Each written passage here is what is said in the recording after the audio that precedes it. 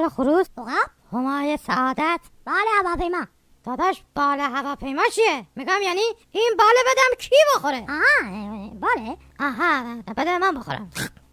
داداش این بال دومته که داری بی نوبت میخوری ها. حواست جمع کن. بال سومه اگه بخوای تکرار کنی همون باله با کتفش میکنم تو کوره. بعد یه همچین یه دو دار میچرخونم. بعد از تو کوره اون در میارم. اون کوره همون در میارم. همونه میکنم تو حلقه. داداش خب ایشون ده چرا بال هرکیه به نوبت نمیده بخوره؟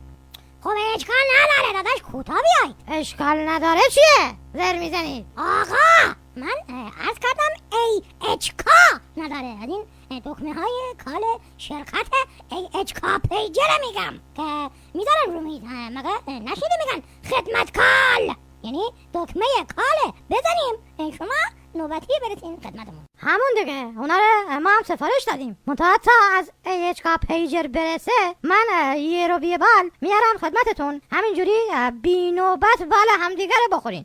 چی شد بی تربیت؟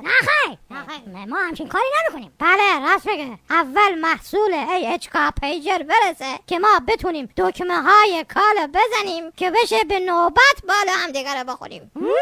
راست میگه دیگه. هم نداره که چون اونجوری ممکنه بال یکی بزرگتر باشه همه وسوسه هم بی نوبت بخورن. یعنی اونجور دعوا میشه. ولی بال یکی دیگه مثل من کوچیک باشه هیچکی نخوره. چی شد؟ Warner Brothers Picture